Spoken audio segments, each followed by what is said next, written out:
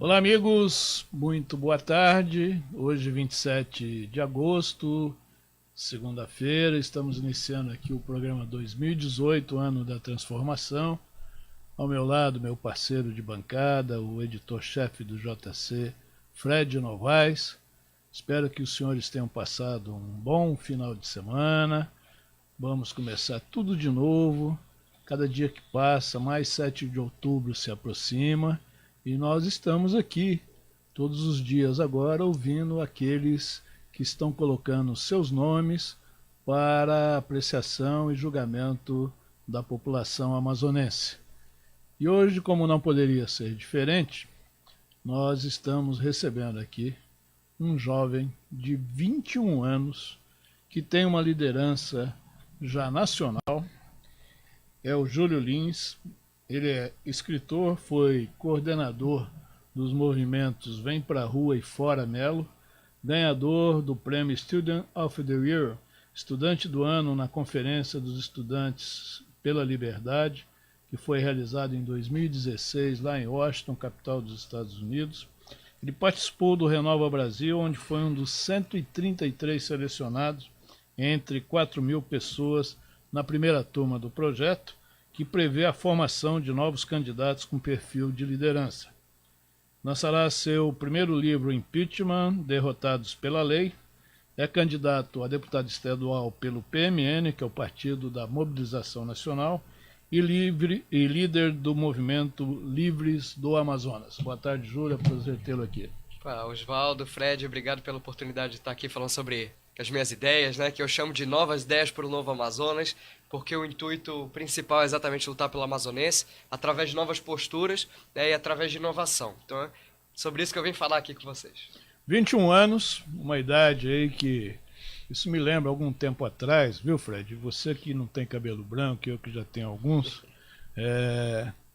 eu fui... Porque a luz me ajuda, Oswaldo. Justamente, porque eu, há uns 30 anos atrás, mais ou menos, eu fui procurado justamente por um candidato a deputado estadual com a idade do Júlio. Ele, na época, ele era vereador por Manaus e teve uma trajetória e eu tive o prazer de, na época, comandar e liderar a campanha para deputado estadual do atual senador da República, candidato à reeleição, foi governador do estado, foi prefeito, Carlos Eduardo de Souza Braga. E naquela época, eu falei até para o Júlio hoje, deu sorte, porque ele foi o candidato mais votado, viu, Júlio, para deputado estadual, e depois ele foi líder de governo e foi o relator da Constituinte de 1988. E foi justamente nesse período que a gente fez esse trabalho lá, que eu fiz para o Eduardo. E vamos ver, você participando aqui com a gente, se vai dar sorte aí na sua trajetória política, né, Fred? Rumo agora dia 7 de outubro. Para começar, Júlio, uma pergunta que faço a todos aqueles que vêm aqui pela primeira vez. Você já deu uma dica, mas vamos complementar. Por que o Júlio quer ser deputado estadual pelo estado do Amazonas, começando essa trajetória política com 21 anos de idade? Legal. Eu sempre que faz essa pergunta para mim, eu volto no tempo, né? Por que o Júlio, com 15 anos, fazia política quando na verdade poderia estar fazendo qualquer outra coisa? Desde muito cedo eu me engajo politicamente, eu luto pelo que eu acredito, porque eu vejo que existe um vácuo de representatividade e principalmente vácuo de proatividade. As pessoas, elas dificilmente tomam a iniciativa, porque elas têm outros afazeres, outras prioridades, e fica aquele vácuo. Se ninguém faz, as coisas continuam da forma que estão. Mas se alguém toma a iniciativa, as outras pessoas se inspiram a também fazer parte de um movimento, fazer parte de uma ação, e aquilo gera mudança, né? O engajamento gera mudança, e também a persuasão faz com que as pessoas encontrem novos caminhos para a sua vida, para algum projeto, e no meu caso para o Amazonas, né? Eu estou lutando aqui, na verdade, como reflexo de uma luta que eu já trago comigo há muito tempo, e eu vi que só de fora para dentro não dava para mudar tanto quanto de dentro para fora. Eu acredito que em todas as minhas propostas a sociedade civil ela é primordial, até porque eu vim dessa pegada de sociedade civil organizada, de manifestante, de ativista, e agora eu quero usar essa interlocução para a gente promover algumas mudanças no Amazonas que eu posso elencar mais tarde nessa entrevista. E você pode participar do programa através do WhatsApp 984152544 ou direto na nossa página do Facebook Amazon Play TV Digital. Fred Novaes. Júlio, muito bem-vindo aqui ao nosso debate, à nossa conversa. A minha pergunta contigo, você colocou a sua experiência política desde os 15 anos como ativista, como uma pessoa que vem fomentando discussão, manifestações, participou do Vem Pra Rua, naquele movimento, aquela onda que teve, que levou muitos jovens e muitas pessoas às ruas buscando mudança no país. Mas na sua trajetória política me chama a atenção o fato de você ter galgado dentro da sua vida pública e como político, já que fazemos política mesmo sem cargos, Com certeza. de você ter sido colocado como dentro de um gabinete da prefeitura como uma representação de liderança política, de articulação política dentro de um gabinete do vice-prefeito, no caso do Marcos Rota.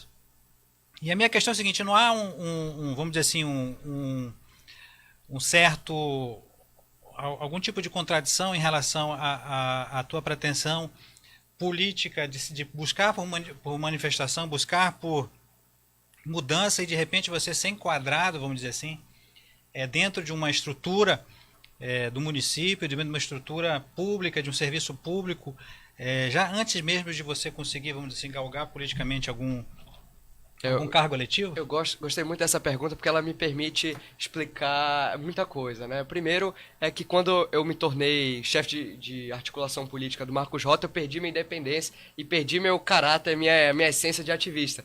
Na verdade, a manifestação pelo Uber, né, que nós fizemos em defesa do Uber em Manaus, foi quando eu já era chefe de divisão de articulação política. E eu não só era independente, como eu provei lutando a favor do Uber e contra a SMTU, que naquela época estava fazendo apreensão de motoristas de Uber.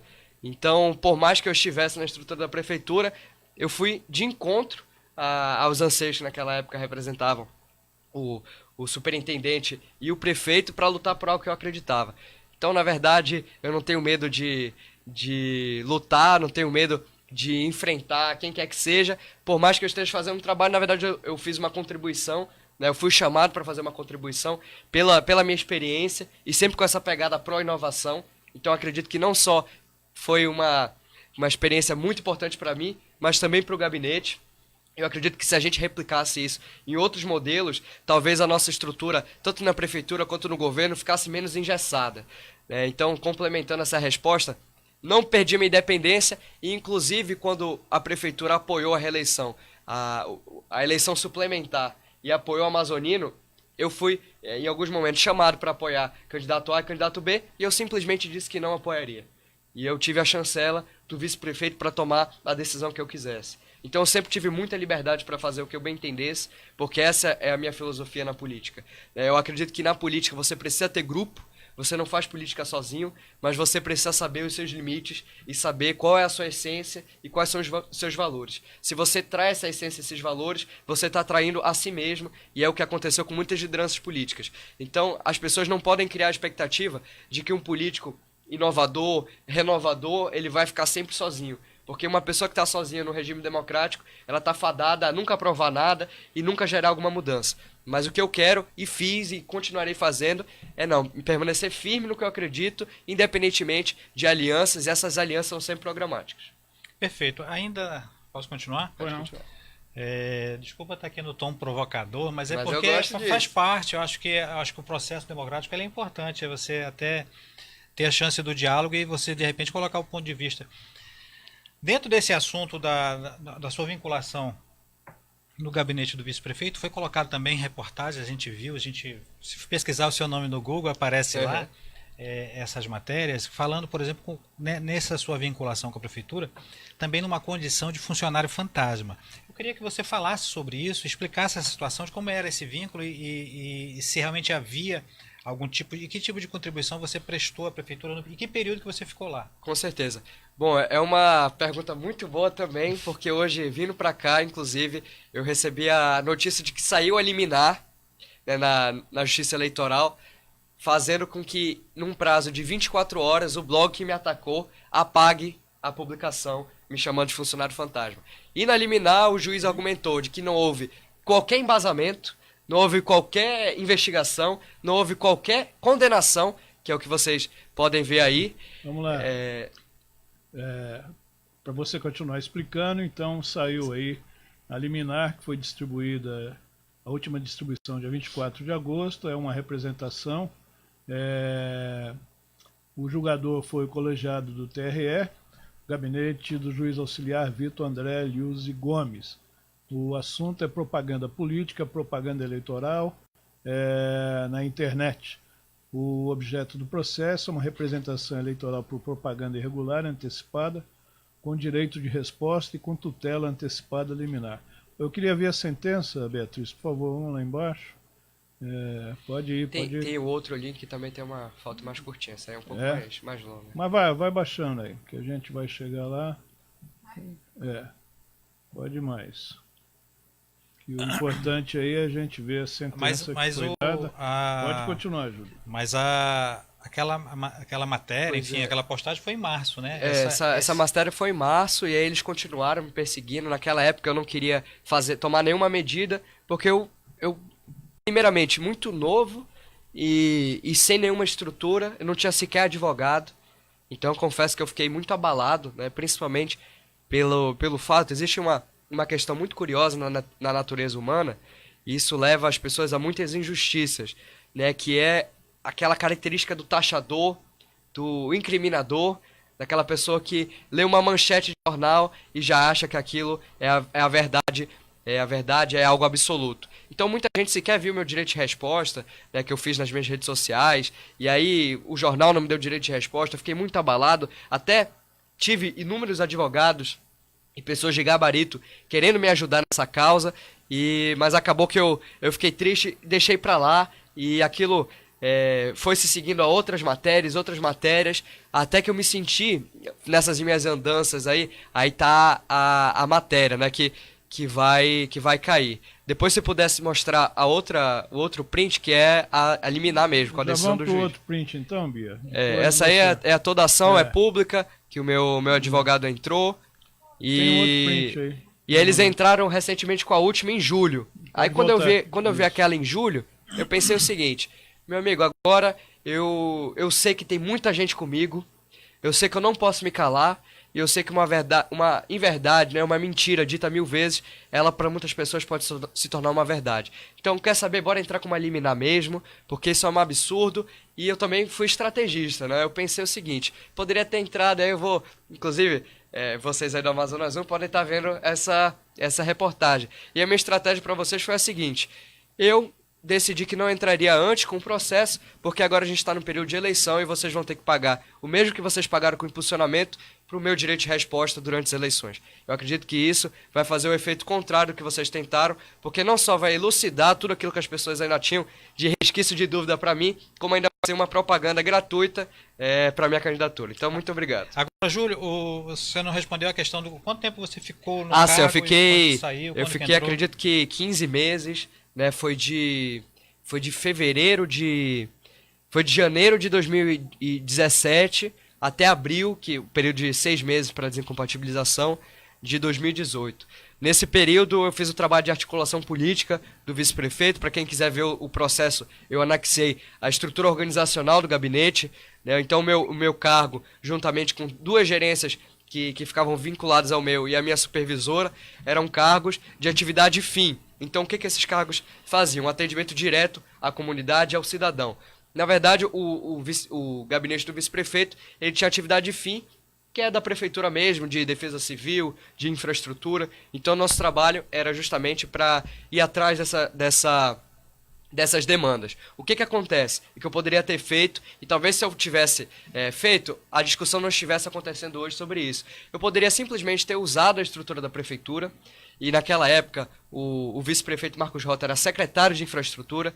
Então, para quem entende um pouco de política, sabe o peso que a máquina pública pode gerar numa eleição. Eu poderia estar utilizando a minha plataforma de campanha em asfaltamento de rua. É algo que eu nunca fiz, que eu poderia ter utilizado atribuições do meu cargo para fazer, mas que eu decidi, enfim, pela impessoalidade, pelo princípio da impessoalidade, pelo meu caráter e principalmente pelas minhas bandeiras, que não tem nada a ver com utilização de máquina pública para eleição, mas sim com princípio, com ideologia, eu decidi que não faria uso dessas atribuições em caráter eleitoral e também, consequentemente, nunca divulguei as minhas atribuições. E aí eu te falo, Fred, sabe o que aconteceu quando as pessoas viram essa notícia de que eu seria funcionário fantasma?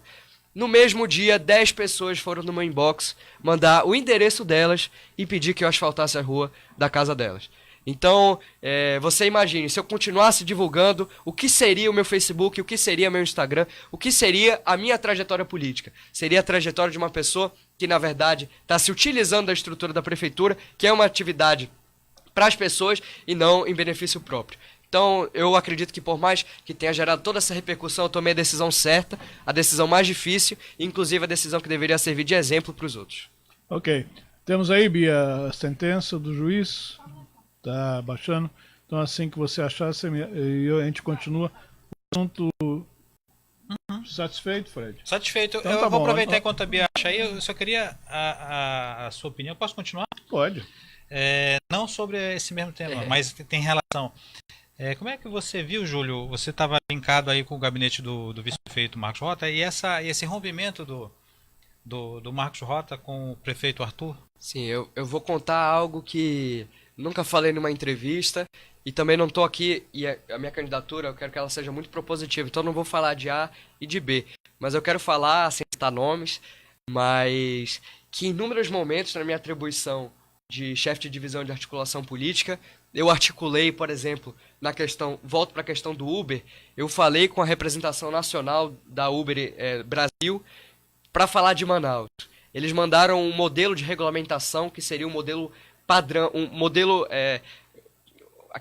a regulamentação modelo, que seria a melhor regulamentação de todas, para que, enfim, não houvesse ônus para a atividade, não só do Uber, mas de todos os aplicativos, né, de transporte. Elaborei todo esse projeto, mandei para vereadores, entreguei pessoalmente e argumentei com o vice-prefeito sobre a necessidade de nós termos a melhor regulamentação, e a Uber tinha me dado o compromisso de que, caso houvesse a sanção dessa regulamentação, eles fariam um comunicado a nível nacional dizendo que a melhor regulamentação era a de Manaus. Imagine quanto investimento nós poderíamos trazer para Manaus caso a prefeitura tivesse levado isso adiante, né? Então, Marcos Rota, inclusive, ficou com as mãos atadas porque não dava para fazer por conta própria, né? Quem mandava não queria. Então, eu acredito que em inúmeros momentos ele também passou pela mesma situação de querer fazer muito e não poder porque a estrutura estava engessada. Isso não acontece só na prefeitura, isso é algo que, na verdade, a nível Brasil existe, né, mas que são exatamente as boas iniciativas das pessoas que querem trabalhar muito em prol de projetos que fazem a diferença. Então fica aí o meu desabafo também e o que poderia ter sido feito com a minha atribuição, mas que infelizmente essa foi uma das minhas primeiras frustrações mesmo na vida pública. Ok, recebendo aqui o candidato a deputado estadual pelo PMN, o Júlio Lins, que tem apenas 21 anos de idade e, como outros candidatos que hoje estão aí por esse clamor público de mudança na maneira de fazer política nesse país, ele esclareceu então agora esse assunto que é polêmico, aí, que está aí nas redes sociais, mas daqui a pouco a gente mostra a sentença de uma liminar concedida pelo TRE, onde solicita... Já está pronta, Bia? Por favor, então. Vamos lá. Legal, tá aí. Está aí a decisão do juiz. Então, só abaixar um pouquinho, Bia, por favor. Trata os presentes autos de representação por propaganda irregular com direito de resposta a pedido de liminar, proposta por Júlio César Castro Lins Barroso, em face de Hudson Marinho Peixoto, Assaf Augusto e Hudson Marinho Peixoto, ME, ao argumento de que os representados difundiram matéria jornalística com o objetivo de denegrir a imagem do representante. Narra a peça principal e vou para o final, ele decidiu, é o breve relatório. No caso em tela, ao menos em juízo provisório, constata-se que a matéria contém imputação de crime à pessoa de representante sem mencionar qualquer condenação ou procedimento investigatório e que evidencia excesso aos limites da garantia constitucional da liberdade de expressão e de informação. Pode-se concluir, portanto, que a matéria se constitui prima facie em nítida propaganda eleitoral negativa, o que justifica a concessão de tutela de urgência pleiteada. Então, está aí a decisão do juiz, que concedeu aí, o juiz Dr. Vitor André Lauzi Gomes, é isso? Concedeu essa liminar, então, ao Júlio Lins, que está aqui conosco hoje no 2018, ano da transformação. Eu acho que esse assunto já se esgota. Dá satisfeito aí, Fred? Sim, claro. Tudo certo? Perfeito. Vamos E agora... eu também. Você também. Então vamos lá. Júlio, 21 anos, toda essa trajetória aí que eu fiz aí na abertura, a sua participação em eventos internacionais, seu reconhecimento nacional no movimento de Muda Brasil e Vem Pra Rua. Como é que você vê hoje a participação dos jovens, já que durante aí algumas décadas não houve aí uma renovação política, de lideranças políticas para o país? Nós estamos vendo aí agora, nas próprias candidaturas a presidente da República, estamos vendo aí uma situação na eleição presidencial passada, onde ficou a polarização entre a Dilma Rousseff e o Aécio Neves, que recebeu 45 milhões de votos na eleição para presidente, e hoje sequer ele vai talvez conseguir se eleger deputado federal pelo estado em que ele sempre foi um grande líder, que é o estado de Minas Gerais. Então eu queria que você analisasse a participação da juventude nesse novo conceito de política no Brasil. Com certeza. É uma discussão muito rica que eu já tive a oportunidade de refletir muito a respeito. Primeiramente, cheguei à conclusão que o jovem ele é tratado hoje como uma peça para o futuro, né? É um investimento para o futuro, quando na verdade é um ativo do presente. Então o jovem tem que parar de ser visto como futuro e começar a ser reconhecido como presente. De que forma? Dando protagonismo para os jovens, né? O jovem tem que abraçar a liderança mesmo, como eu costumo falar, tomar as rédeas da mudança e tentar fazer a mudança acontecer. E é isso que nós fizemos, é isso que eu faço há muito tempo e tem gerado muitos resultados, principalmente porque o jovem, não só pela idade, né? Eu gosto de falar assim, se o que eu tenho de bom é juventude, então daqui a uns 20 anos eu já perdi o que eu tenho de bom. Então, na verdade, eu gosto de falar que o que eu tenho de diferencial é o que eu tenho aqui dentro da minha cabeça. São as minhas ideias e principalmente a minha vocação na política. E aí o jovem se interessa por isso. O jovem olha a minha campanha, e a minha campanha é basicamente tocada por jovens, né? Os meus voluntários, eu não tenho uma pessoa contratada, todos são voluntários, todos praticamente são jovens, e os meus apoiadores, na grande maioria, são jovens também. Por que eles se interessam pela minha campanha? Primeiro porque eu também sou jovem, né? Então chama atenção. Mas principalmente porque a gente decidiu fazer uma campanha completamente diferente das outras. Então nosso lema de marketing, inclusive, eles estão fazendo X, a gente vai fazer Y. Se eles fazem de tal forma, nós vamos fazer o contrário. O que isso significa? Não vamos comprar voto, não vamos fazer toma lá da cá para financiar a campanha não vai utilizar recursos públicos para ser financiada. Então registrei o compromisso no meu partido de não aceitar qualquer fundo partidário, qualquer fundo eleitoral. Não estou apoiando candidato a governador, não estou recebendo estrutura alguma de candidato a governador ou qualquer outro, e principalmente decidi fazer uma campanha em que, enfim, o meu marketing é diferente, as fotos que eu tiro são muito mais espontâneas, a gente foge do senso comum, e as minhas propostas, e aí eu acredito que a gente pode analisar, mas só vou falar uma para vocês já terem noção de como a gente está disposto a fazer diferente.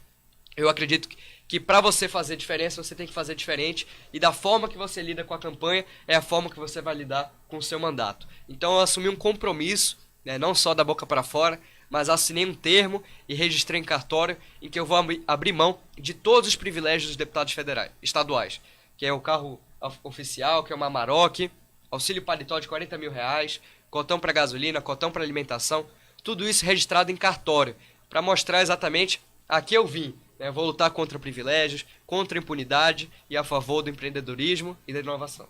Fred. Júlio, agora a gente sabe que essa eleição é uma eleição que precisa alcançar o interior do estado. A gente, só Manaus, ela não é suficiente para uma eleição, e a gente vê esse resultado nas últimas eleições a deputado estadual, quando você vê que muita gente consegue ainda se manter exatamente por ter bases no interior do estado e ter já se consolidado o seu nome.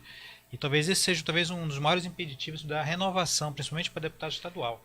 Como é que você vê essa dificuldade? Você mesmo já falou aí que abriu mão até da pouca participação que o PMN, que é um partido pequeno, tem, para fazer frente a esse grande desafio que é chegar e ser conhecido no interior do estado. Aposta somente nas redes sociais? Eu aposto principalmente nas redes sociais. Passa um dado curioso. Eu tenho pouco mais de 40 mil curtidas no Facebook. E 61 dos 62 municípios tem pelo menos um representante curtindo a minha página, né? Só maturar, vai ser um desafio a gente conseguir eventualmente chegar lá, mas só maturar não curte a minha página. Em todos os outros municípios curtem, e nós temos ferramentas hoje para identificar essas pessoas, e eu tenho muita militância voluntária no interior também. Eu cito alguns exemplos. Em Itapiranga nós temos uma força, principalmente com jovem, muito consolidada. Eu vou para Itapiranga, vou fazer principalmente região metropolitana, né? Então, vou para Itapiranga, vou para Itacoatiara. Novo Ariponã nós temos muita força. Hoje eu estava em Iranduba. Nós temos também Guajará, que é um município distante, mas conseguimos criar uma militância forte lá. Nós temos também Lábrea. Enfim, inúmeros municípios. Eu acredito que, por mais que eu não tenha dinheiro para pagar jatinho e ficar viajando para lá e para cá, gastando milhões de reais, eu acredito que as pessoas, inclusive e principalmente as do interior, vão reconhecer o valor da minha proposta de campanha, né, da minha campanha. Porque eu falo muito principalmente para as pessoas que mais precisam. Quando eu falo isso, eu não falo de demagogia, mas eu falo de oportunidade. Eu não quero dar o peixe, é até um clichê a gente falar isso, mas ensinar da vara, ensinar a pescar. Eu não quero que as pessoas fiquem numa dependência da política. Principalmente no interior, isso é o que acontece hoje. A dependência do servidorismo público, da prefeitura. Eu quero incentivar o setor primário, eu quero fazer as pessoas produzirem e terem, através do trabalho, o próprio sustento e principalmente a sua dignidade e independência. Então as pessoas, os jovens, vão entender, as pessoas no geral, mas principalmente os jovens, vão se entender. Eu tenho muita confiança nisso, a minha proposta, e quem sabe vão se tornar multiplicadores do 33133, que é meu número para deputado estadual. O Douglas Teixeira está perguntando aqui para o nosso convidado, o Júlio Lins. Ele quer saber qual a sua metodologia de trabalho, se eleito for, como deputado estadual, voltada ao esporte amazonense. Pô, interessante a gente falar de esporte. Eu acredito que algumas coisas precisam ficar claras. O Estado, na minha visão, eu sou liberal, então deixo isso bem claro. Na minha visão, o Estado não deve ser provedor. Deve se voltar principalmente para a saúde, segurança e educação. E existem alguns modelos já consolidados, inclusive naqueles bons meses que o Dória estava à frente da prefeitura de São Paulo, né? Depois ele acabou perdendo a essência dele, mas naqueles bons meses nós vimos um modelo muito bem sucedido de parceria público-privada. A prefeitura se tornou uma parceira da iniciativa privada em prol da sociedade. Então eu acredito que, principalmente no esporte, na cultura, no lazer, o Estado precisa estar aberto a parcerias e talvez desonerar as suas costas de tantas atribuições, né, para se voltar principalmente para a saúde, para a segurança e para a educação. Então, como candidato, eu não vou aqui ser populista e falar o que eu posso falar, o que eu posso fazer pelo esporte, primeiramente porque eu sou candidato a deputado estadual, não sou candidato a governo, então as minhas atribuições são limitadas, e segundo, porque eu acredito que a sociedade ela pode se engajar, né, nesse sentido. Uma empresa que, por exemplo, que vende material esportivo, pode estar fazendo uma parceria com alguma academia. Isso já acontece, pessoal. É só que a gente não fica sabendo. E o Estado ele pode se tornar um interlocutor muito maior para essas parcerias público-privadas. Inclusive, existem leis que hoje atrapalham essa participação da iniciativa privada. Se você vai doar, por exemplo, material para uma escola, existem inúmeros impeditivos para que a prefeitura ou o governo do estado aceitem essas doações. Então, o que a gente vê nos Estados Unidos são pessoas que doam, né, talvez a troco de colocar o nome numa sala, doam quantias, às vezes, milionárias para equipar universidades, equipar escolas. A gente pode trazer, desburocratizando a legislação, esse modelo aqui para o Amazonas também. Fred. Outro grande desafio, você defende o protagonismo dos jovens. E a gente percebe, pela realidade do que se vê hoje, uma dificuldade do jovem ingressar no mercado de trabalho. Isso é um dos grandes desafios. Como é que você vê essa dificuldade para que se diminua essa chamada geração neném? que nem trabalha, nem estuda, até pelo desencanto de você não conseguir ter perspectivas de encontrar adiante uma oportunidade de trabalho, uma oportunidade de geração de renda. Perfeito, Fred. Na verdade, essa é a minha principal bandeira para a juventude, né? Eu não gosto muito de falar de juventude pelo motivo que eu falei aqui, enfim, o meu valor não está na juventude. Eu acredito que juventude não é só... É muito importante o esporte, é muito importante o lazer, mas eu acredito que juventude, a essência do jovem, é a inserção no mercado de trabalho. Você hoje tem uma geração perdida, com pessoas que inclusive se formam na faculdade e não conseguem emprego, não conseguem competir com outros mais experientes que já estão no mercado há mais tempo. Isso vai gerando a pessoa vai protelando o seu ingresso no mercado de trabalho, protelando, quando vê, já está fora ali daquele mercado. Então a minha proposta, voltando para as minhas atribuições limitadas de deputado estadual, é nós conseguirmos aquecer a economia. De que forma que a gente aquece a economia? Primeiro, desburocratizando. Eu quero facilitar a abertura de empresas, o cadastro de empresas e também reduzir a carga tributária, principalmente o ICMS, que hoje é de 18% a alíquota geral, era 17%, o Melo decidiu aumentar para passar da crise, a crise teoricamente passou, a alíquota continua lá, ninguém fala em reduzir, isso vai só onerando ainda mais. O que acontece quando o custo é muito alto para você empregar? Existe desemprego, enfim, lojas se fecham, indústrias se fecham e principalmente o jovem é nocauteado por todas essas turbulências. Então, como deputado estadual, eu quero lutar por um mercado livre, com ampla concorrência e que, consequentemente, vai ser melhor para o jovem na inserção no mercado de trabalho. Só para finalizar essa questão, eu acredito que o jovem pode ser pioneiro numa busca por uma alternativa para a Zona Franca de Manaus. De que forma?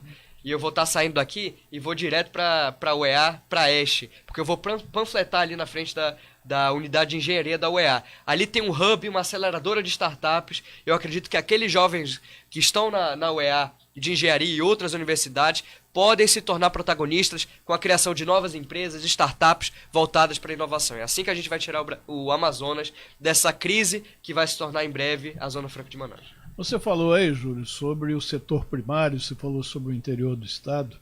A gente que conhece um pouco a economia, a realidade do Estado, nós temos várias coisas que travam, né? Você diz justamente destravar, caso eleito seja, lá na Assembleia Legislativa, aquilo que é peculiar à função de um deputado. E, obviamente, para que isso aconteça, você tem que fazer parte de uma maioria, e nós sabemos que é uma coisa muito difícil de se conquistar, em função até da mentalidade política que se impera no legislativo brasileiro. Isso não é só aqui do Amazonas, não. Ele sempre tem que estar atrelado ao executivo e desvirtua totalmente o seu papel principal, que é de legislar e fiscalizar.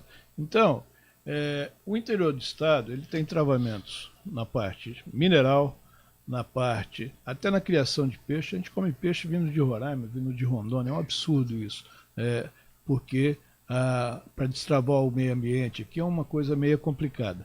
Tenho aí, quero reconhecer até o trabalho do secretário Marcelo Dutra, que tem, com seu dinamismo, procurado destravar algumas coisas no setor, mas ainda tem muito a ser feito. Eu queria saber de você justamente isso. Como é que você pretende atuar, se eleito for deputado estadual, na sua contribuição, no seu expertise, no seu conhecimento, na sua juventude, que tem muita vontade de fazer, para ajudar a desenvolver o interior do estado do Amazonas? Bom, eu acredito que, primeiramente, a gente tem que ver a legislação. Você tocou num ponto muito importante, que é a legislação ambiental. Quando a gente fala de legislação ambiental, eu não estou aqui querendo ser o vilão que vai, enfim, desmatar a floresta amazônica, que inclusive tem 98% de cobertura vegetal preservada. Muita gente fala que você tem que preservar. Nós, de fato, preservamos, e isso, inclusive, nos traz uma responsabilidade que vem da Zona Franca de Manaus, né? A Zona Franca é a grande responsável por isso. E se o modelo está fadado ao fracasso, é quase que uma consequência que também a floresta vai estar fadada à sua derrocada, à sua devastação. Então, pensar no Amazonas é você pensar também numa floresta em pé, gerando valor. Mas de que forma a gente consegue gerar valor, né? A gente travou tanto na nossa legislação que hoje, até mesmo para você investir em biotecnologia, para você investir na criação de patentes, como vocês falaram, piscicultura, hoje é um absurdo a gente ter que importar tambaqui de Roraima, de Rondônia. Mineração, nós temos tantas reservas que estão aí sendo subutilizadas ou não exploradas, tudo isso com muita consciência, tudo isso com muita responsabilidade. Inclusive eu inovei no meu panfleto de campanha, todo o meu material de campanha gráfico, ele é de papel reciclado, né, pela nossa consciência inclusive. Mas uma coisa é você conservar, outra coisa é você preservar. Eu acredito em preservação, eu acredito em exploração consciente, né? E esse efetivamente é o desenvolvimento sustentável. Começa com a palavra desenvolvimento. Tem um amigo que fala isso e eu acho genial. Desenvolvimento sustentável necessariamente tem desenvolvimento nisso aí. Então, como deputado estadual, reitero mais uma vez, as minhas atribuições não são tão fortes assim, porque principalmente a legislação ambiental é de esfera federal. Mas existem muitas questões que a gente pode tá explorando hoje, por exemplo, turismo de aventura. Turismo de aventura são os hotéis de selva que nós poderíamos estar criando. Existe uma legislação que você não pode, até tantos metros da margem do rio, construir absolutamente nada. Como você faz um hotel de selva que atraia o turismo, enfim, turistas, que se consolide no turismo, se você impede o nosso principal ativo, que é o rio, que é o maior rio do mundo. Ou seja, não pode derrubar árvores, não pode fazer a margem do rio.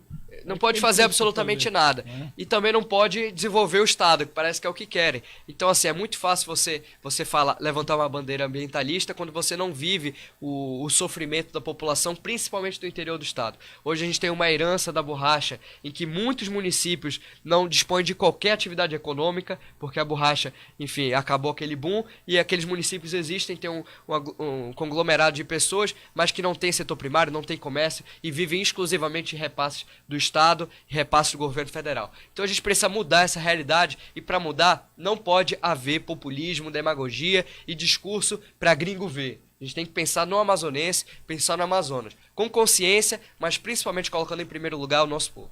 Ok, estamos recebendo aqui o candidato a deputado estadual pelo PMN, o Júlio Lins, que com 21 anos de idade está colocando aí o seu nome para galgar aí uma cadeira representativa lá na Assembleia Legislativa do Estado do Amazonas. Eu vou para o primeiro break e volto já já com vocês, continuando com essa entrevista, eu e Fred Novaes, aqui na Amazon Play TV Digital, Jornal do Comércio. Até já. Tradição de receber bem seus turistas, assim como o Da Vinci Hotel, com uma localização privilegiada a poucos metros do maior shopping da cidade e amplo espaço para eventos empresariais e social. O Da Vinci Hotel é sinônimo de conforto e bons serviços. Em Manaus, hospede-se no Da Vinci Hotel.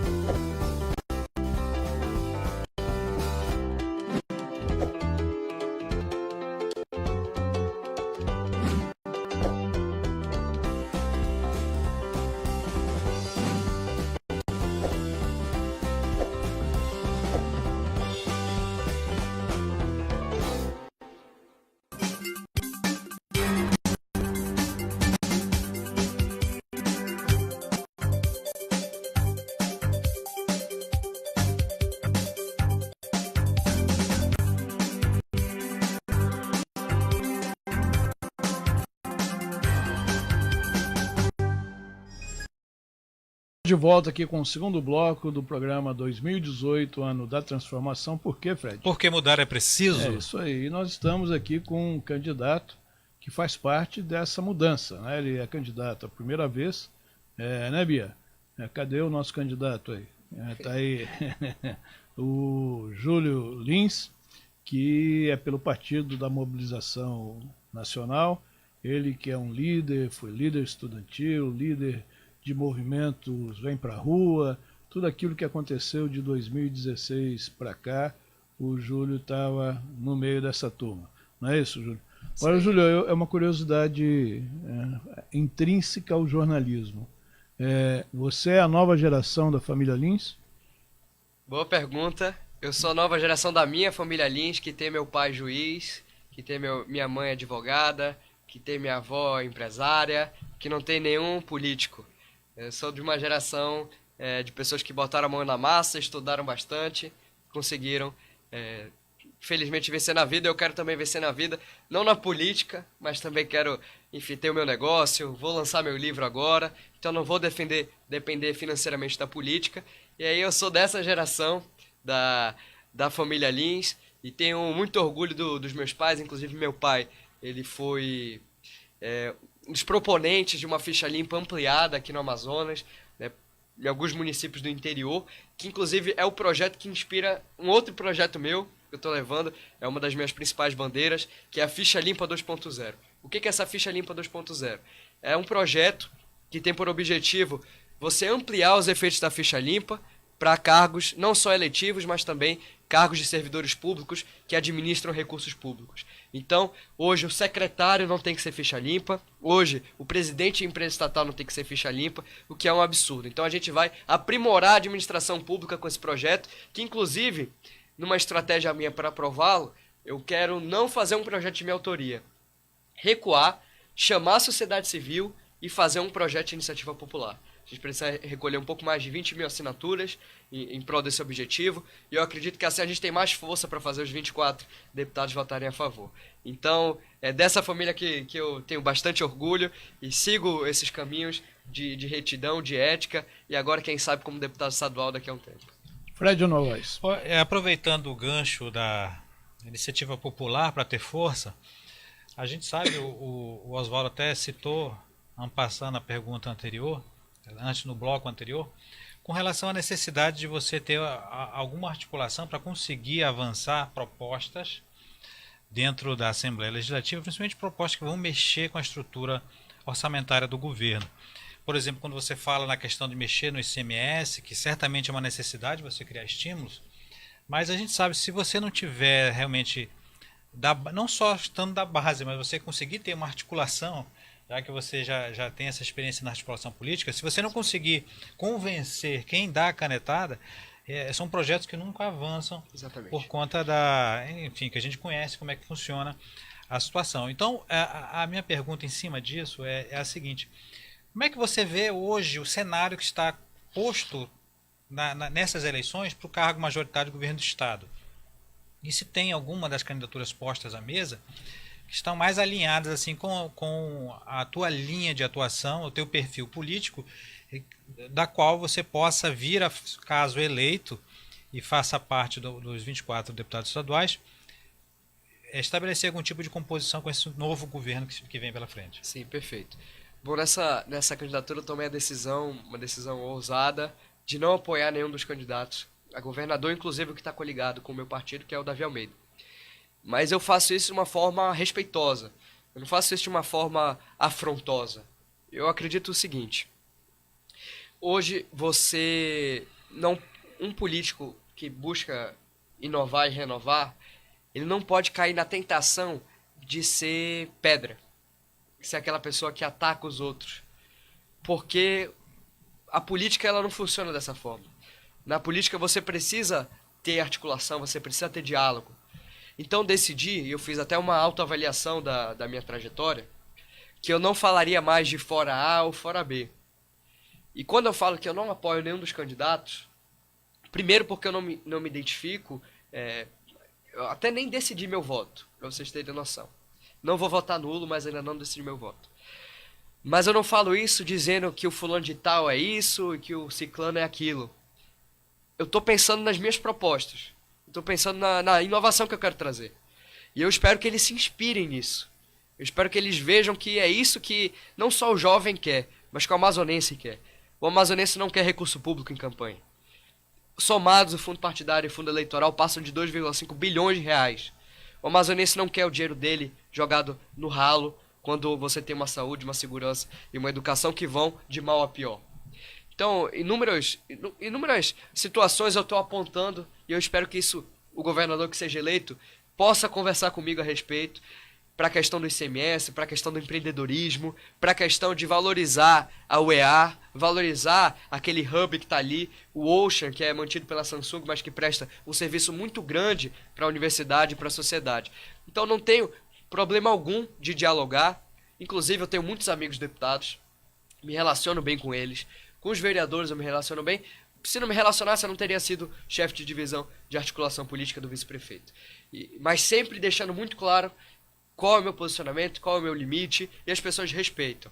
Eu não cheguei a falar ainda do meu partido, do PMN. O meu partido hoje tem como presidente o Chico Preto, que é candidato a Senado da República, 333, por sinal. E eu falei pro Chico, cheguei pro Chico e falei: Chico, eu não quero apoiar a candidatura do Davi. Não é por nada não, mas é porque não vai pegar bem, ele foi líder do Melo, teve aquela questão do Fora Melo, acredito que isso vai ficar incoerente para mim. Recebi outros convites para apoiar outros candidatos e também acho que não vale a pena.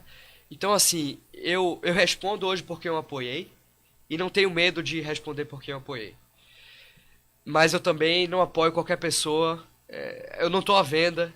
E meus princípios eles estão muito firmados. E não é só porque aquela pessoa vai me dar X ou Y. Eu poderia estar recebendo um bom recurso. Porque eu sou competitivo no meu partido. Então é normal o candidato mais competitivo receber algum recurso do governador, candidato. Decidi que abriria mão de tudo isso. O que eu estou fazendo é uma campanha que não quer ganhar a qualquer custo. E é evidente que eu não quero ganhar a qualquer custo. Porque se eu quisesse, eu estaria me aliando a essas pessoas. Não dizendo que eles são ruins ou nada, mas eu estaria buscando o caminho mais fácil. Eu estou buscando uma campanha independente, uma campanha com financiamento de pessoa física. Então eu tenho pouco dinheiro, eu não tenho jatinho. Eu poderia estar andando no jatinho do governador. Poderia estar rodando com o Chico. Poderia estar usando do palanque deles para conseguir minha campanha, fazer minha campanha. Não estou fazendo absolutamente nada disso e tenho muito orgulho do caminho que eu estou fazendo. Então, independentemente do resultado no dia 7 de outubro, eu peço que você vote 33133, mas saiba que se eu não ganhar, eu não vou ficar triste. Que eu vou me sentir vitorioso porque eu escolhi o caminho mais difícil. Perfeito. E mesmo nessa escolha do caminho mais difícil, como você mesmo disse, que muitas vezes a gente na política a gente não consegue ficar sozinho, né? Sim.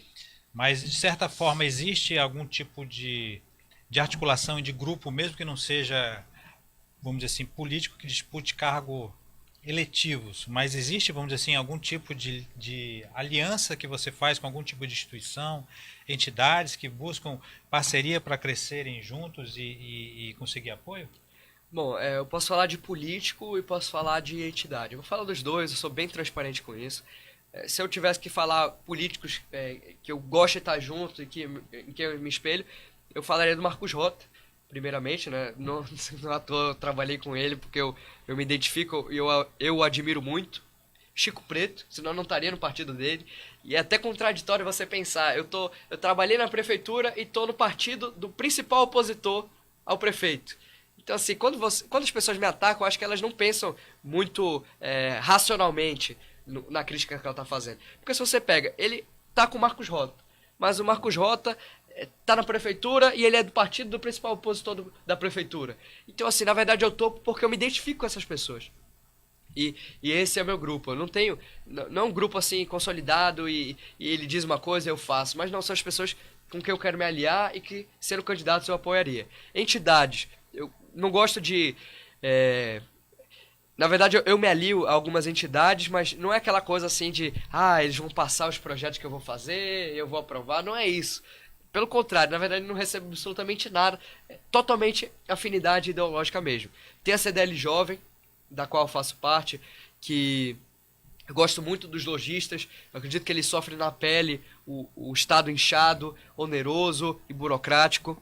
Eu estou aliado também a um instituto ao qual eu ganhei o prêmio de estudante do ano, né, em 2016, prêmio internacional inclusive, que é o Estudantes pela Liberdade Brasil, Students for Liberty Brasil, Instituto Juricaba, Livres, do qual eu sou presidente. Então eu tenho essas esses grupos comigo, né? São pessoas que me ajudam a fazer a diferença. Maioria só não faz verão. Assim como um deputado só não faz a diferença, imagine um deputado que não tivesse respaldo popular. Mas eu estou muito bem aliado, graças a Deus, essas pessoas estão fazendo essa campanha improvável se tornar realidade. Tem um assunto, Júlio, que a gente sempre debate aqui, e a gente sempre acha que um dos principais motivos que entrava a solução disso é a ligação do Amazonas com o Brasil. Eu sempre falo dessa forma, que é a parte justamente que nos afeta muito, a parte de logística aqui para o estado. Sim. A gente fica nesse modal fluvial, quando a gente tem uma estrada que já foi construída há muitos anos, ela precisa ser só recuperada, não precisa ser aberta novamente, e poucos conseguem explicar o que acontece com a liberação da BR-319. Você eleito deputado estadual, você vai comprar essa briga também, ô Júlio?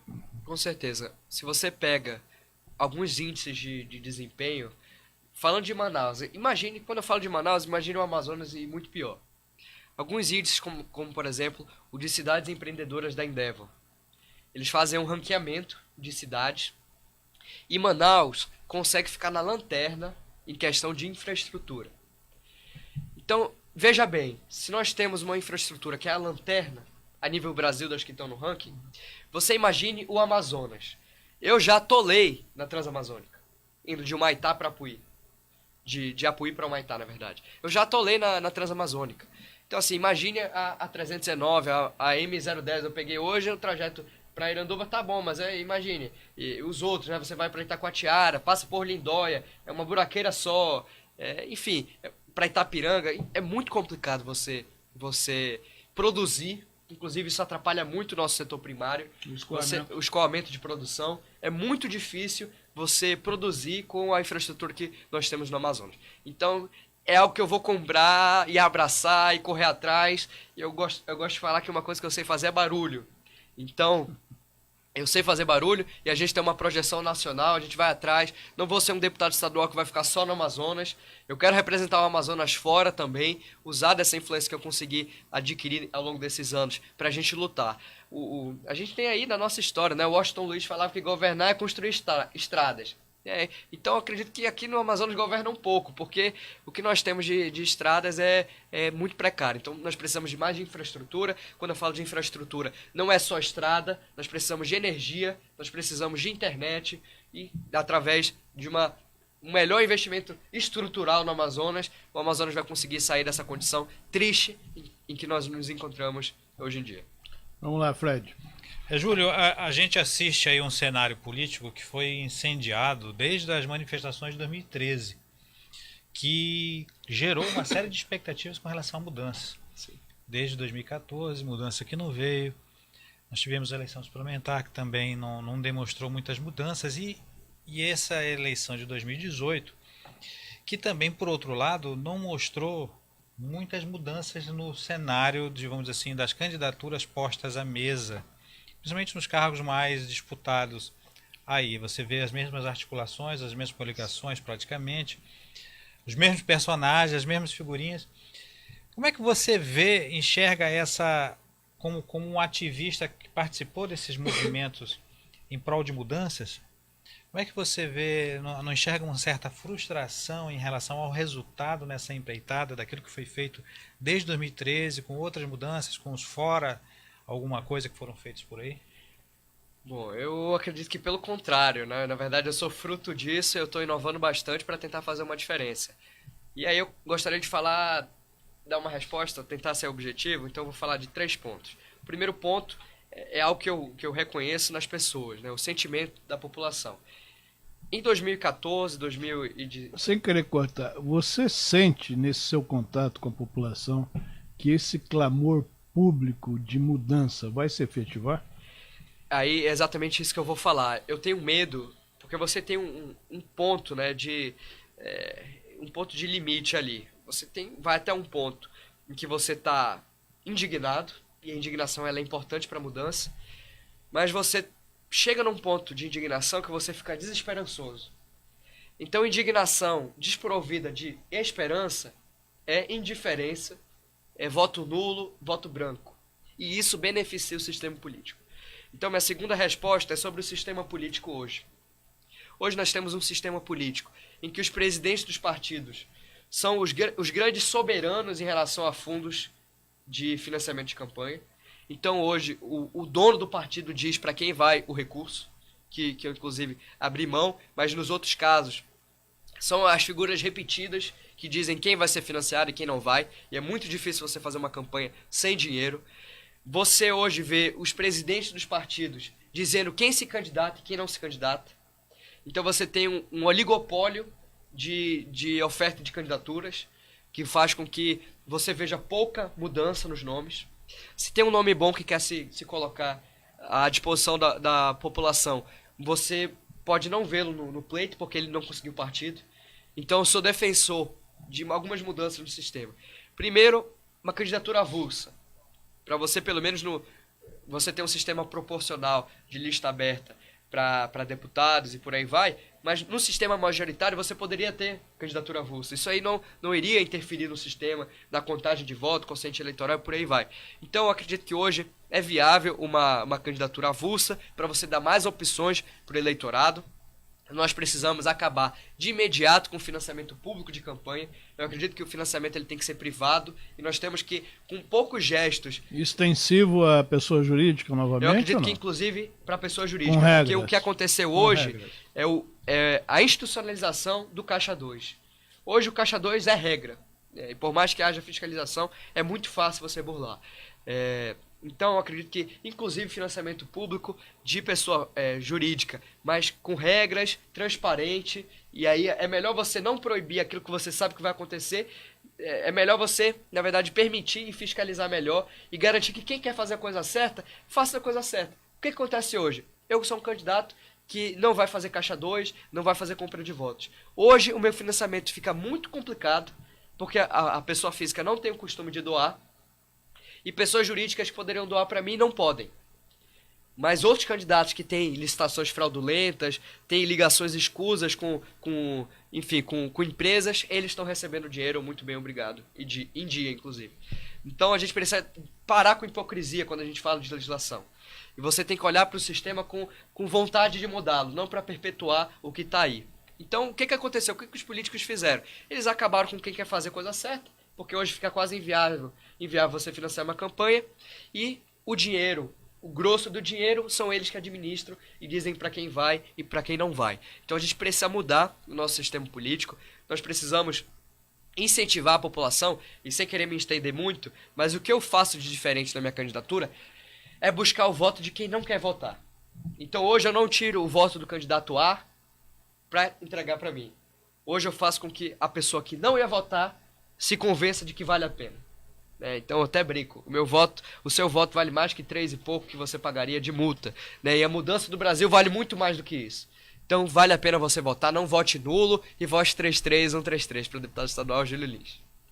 A gente vai para mais um intervalo e a gente volta com as considerações finais do nosso convidado, a última pergunta do Fred também, para o 2018, ano da transformação, porque mudar é preciso, aqui na Amazon Play TV Digital, Jornal do Comércio e Rádio Baré, Ondas Tropicais. Volto já já com você.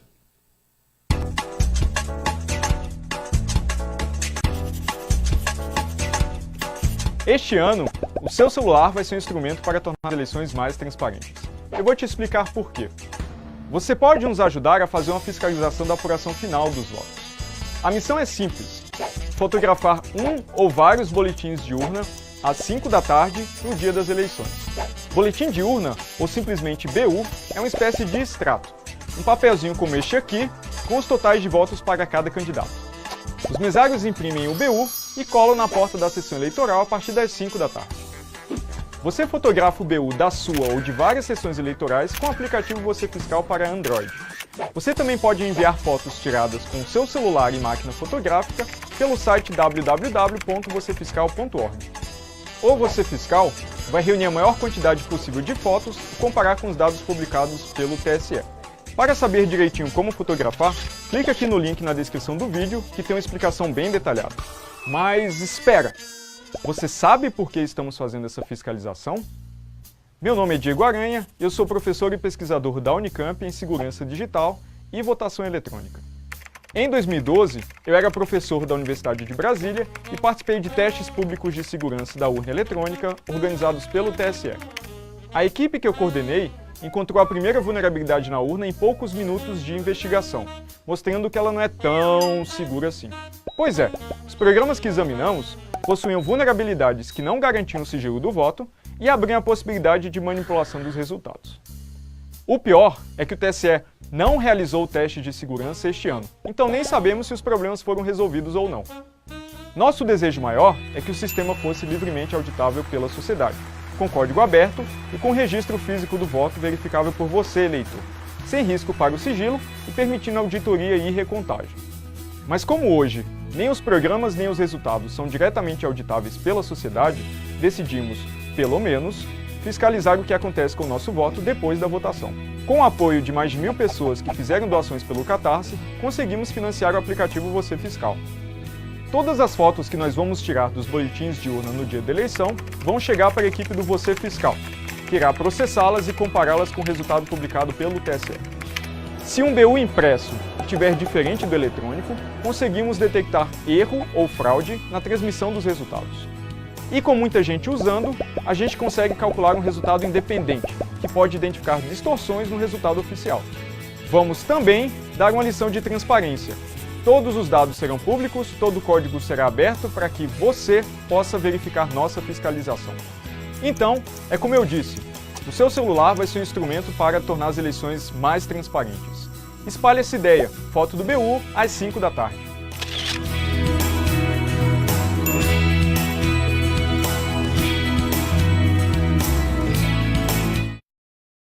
Volta com o terceiro e último bloco do programa de hoje, 2018, ano da transformação, porque mudar é preciso. Hoje, 27 de agosto, segunda-feira, aqui uma realização do Jornal do Comércio, Rádio Barão das Tropicais e Amazon Play TV Digital. Fred, a última pergunta para o programa de hoje. Júlio, a minha pergunta tem a ver com redes sociais. Hoje a gente vê, infelizmente até, as redes sociais são tomadas aí por candidatos e a gente vê aquela velha forma de fazer política através de candidatos que haviam sumido, né? Ou candidatos que nunca apareciam em rede social, agora aparecem fazendo coisas inusitadas, visitando casas que de repente eles nunca visitariam se não fosse num processo político, numa situação que nesses novos tempos, né, beira aquilo que a gente chama de fake news, né? Só que é fake news da realidade. Propaganda enganosa mesmo. Como é que você vê isso e como é que se dá a tua forma de se relacionar tanto nas redes sociais como no dia a dia para você conquistar principalmente aquele eleitor que está desencantado, que está desalentado com... Inclusive hoje saiu um dado da pesquisa do Ibope que foi feita aqui no Amazonas, que o Amazonas e o Rio de Janeiro são os dois estados que têm pessoas, 40% dos eleitores na pesquisa, que estavam mais insatisfeitos com a situação. Esse grau de insatisfação muitas vezes leva àquele imobilismo que gera você não votar, você não participar do processo eleitoral, você anular seu voto. Como é que você faz? Primeiro, a pergunta primeira, como é que você vê aquela forma de fazer política antiga nas redes sociais e como é que você faz, principalmente para alcançar esse eleitor que está insatisfeito ou que está desencantado? Legal. Eu não vou responder tudo, Fred, porque eu estou pensando até em abrir uma agência para falar sobre isso, porque eles fazem tão errado, é tão grotesco o que eles fazem, que eu tô até pensando, tem muita gente falando, eu abri uma empresa de marketing para ver se faz marketing eleitoral. O que a gente faz, na verdade, é o básico. As pessoas não são idiotas, elas não compram qualquer coisa que você dá a elas, né? E elas estão cansadas do que está posto aí. Então, na verdade, os políticos, acho que eles têm uma dificuldade muito grande de ler o que está escrito nas estrelas. Assim, está escrito, está posto no rosto deles, eles não conseguem ler o que as pessoas querem dizer. Elas cansaram desse modelo de política, cansaram desse modelo falso de você fazer farinha, você andar de mototáxi, sabe? Essas coisas são forçadas demais. Os políticos parece que todos eles falam igual o caboclo, né? Hoje todo político parece que você olha, ninguém fala mais olha aí o que a gente postou, todo mundo fala espia, Sabe, isso é forçado, isso aí é algo que as pessoas não compram. Então, o que eu decidi? Meu marketing político ele é completamente diferente dos outros. Na minha foto, eu não tô de braço cruzado e de camisa social, não tô nessa posição aqui. Dá uma olhada, o santinho que você receber, quantos candidatos estão assim? Né? Eu não tô, eu fiz uma pose diferente, que é novas ideias para o novo Amazonas. Então, até nisso a gente tá mudando. Eu continuo sendo a mesma pessoa. Muita gente chega comigo e fala assim, olha, Júlio, tu é muito novo, então compra uma camisa social pra parecer mais velho.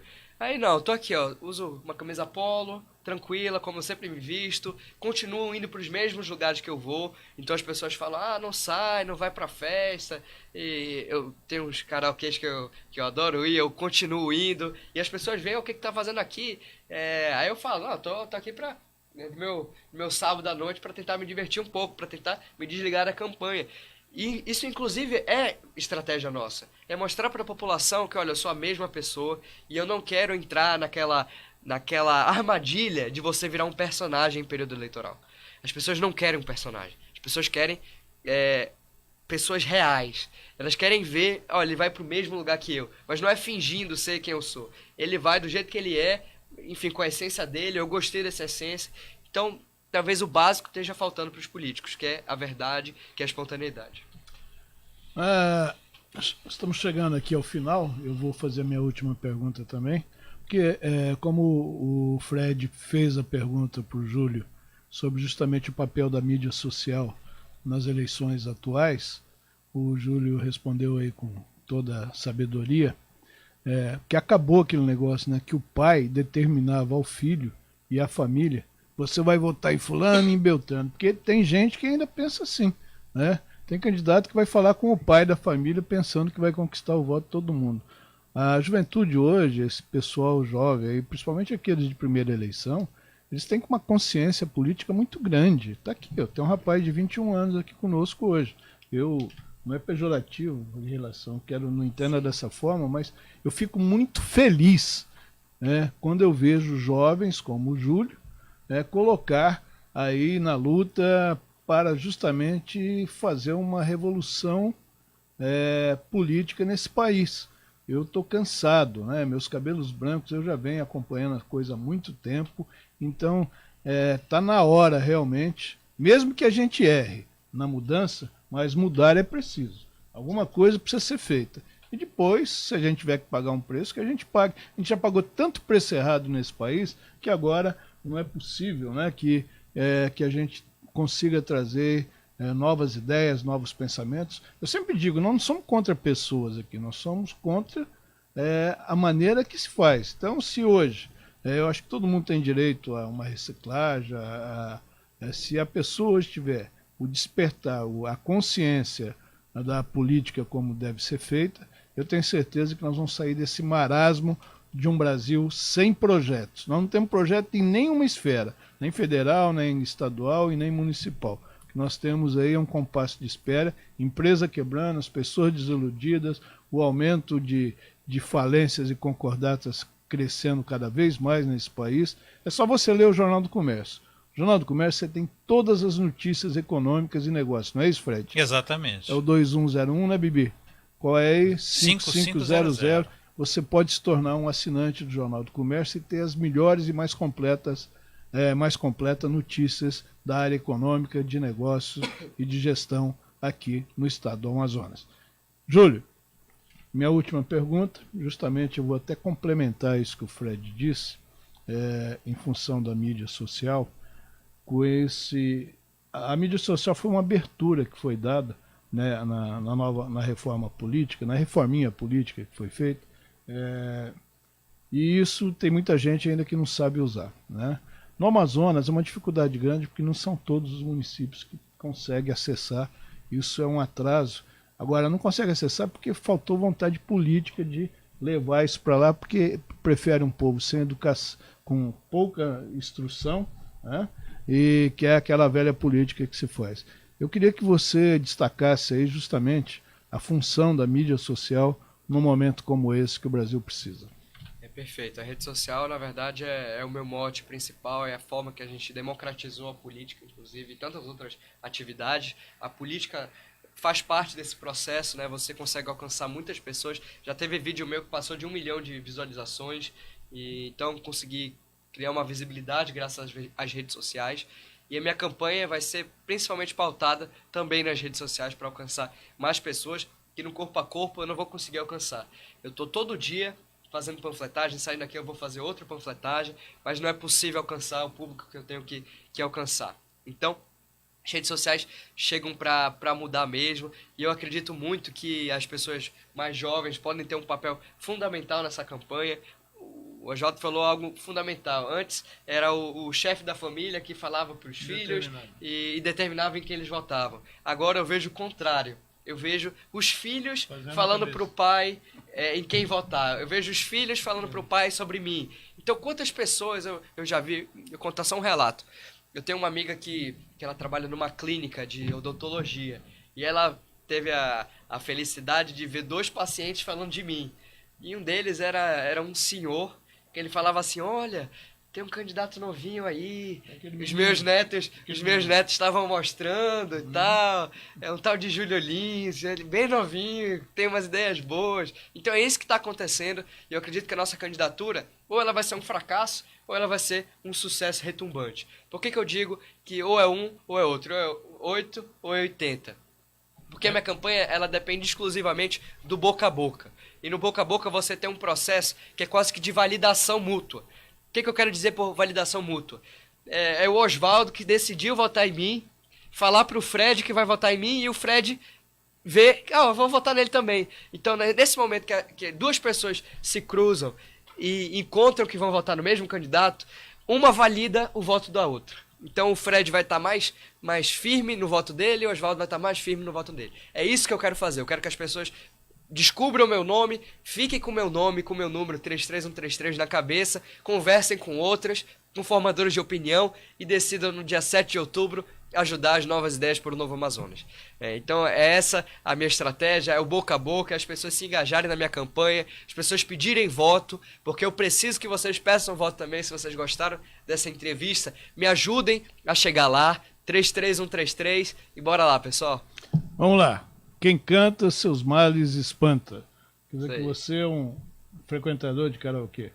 Eu sou um frequentador de karaokê, Legião Urbana, minha principal pedida. O karaokê que você frequenta é um que tem no Vieira Alves? Não, esse aí é gourmet demais pra mim. Eu sou aquele lá do Parque 10, que é Lá mais... no Buracão. Lá no Buracão, no Saideira, mais tranquilo. Meu amigo Alex, que é o dono de lá. Um abraço, Legal. Alex. Lá do Buracão. Qualquer dia desse, eu vou lá visitar e nós vamos fazer um dueto, eu e o Júlio. É isso Tá aí. Eu só não tenho jingle pra gente cantar. Não vou fazer o jingle, mas quem sabe aí outra... Tá certo. Júlio, como a gente sempre faz, primeiro, muito obrigado pela sua presença. E eu deixo aí para você fazer suas considerações finais aos nossos seguidores. Quero mandar um abraço para todos aqueles que nos escreveram, que aplaudiram aqui, mandaram mensagens de apoio ao Júlio. Muito obrigado pela sua audiência, e a gente está aqui para isso. Esse é o nosso papel. Pois é, gostaria de fazer um pedido para todos me seguirem nas redes sociais. Meu Instagram, Júlio Lins AM, de Amazonas. Júlio César Lins, César com Z, é meu perfil no Facebook. Júlio Lins, o meu perfil, minha página. E também pedir para vocês acompanharem essa nossa trajetória. Nós queremos efetivamente fazer a mudança acontecer, fazer uma campanha diferente. Então quem acompanha vê que é diferente mesmo e acaba se convencendo de que 33133 é o número para a gente trazer inovação para o Amazonas. É muito fácil decorar esse número. Os 23 na frente, 23 atrás. Idade de Cristo. Idade de Cristo. E aí no meio tem o número 1. 33133, para ficar na cabeça.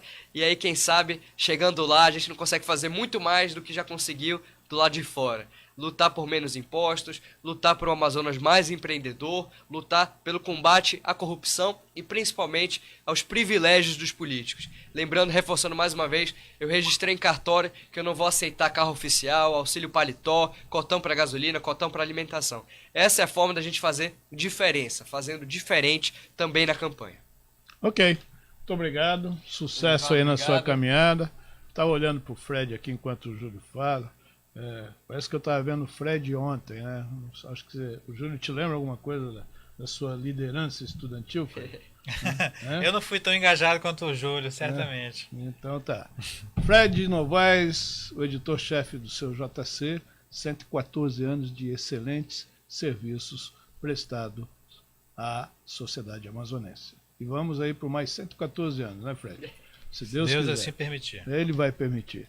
Muito obrigado, Beatriz Rocha, pelo seu trabalho, pelo seu apoio. Muito obrigado, Jaqueline Rodrigues, que estão aqui as duas todos os dias aqui, dando esse apoio para que a gente consiga realizar esse trabalho aqui na Amazon Play, TV Digital, Jornal do Comércio e Rádio Barão das Tropicais.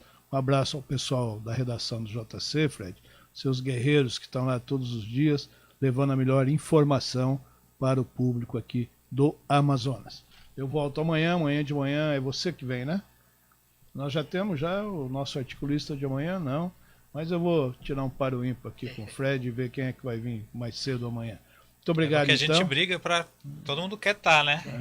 Mas vai dar uma brecha para mim? Eu já estou velhinho, eu sempre deixo para você. Toda tá terça e bom. quinta você pode vir com o maior prazer aqui, que eu não...